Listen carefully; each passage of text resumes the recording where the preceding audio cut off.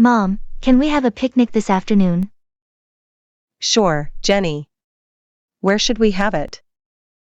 How about the lake? That's a great idea. What should we pack for lunch?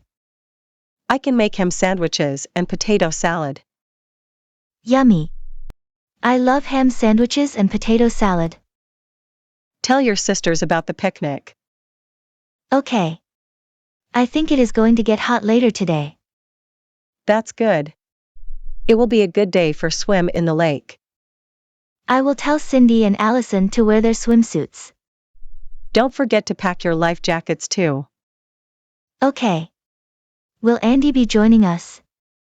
Of course, your brother will be joining us. Where is he? He is taking a nap on the couch. Let's wake him up. You can wake him up, I will get my sisters.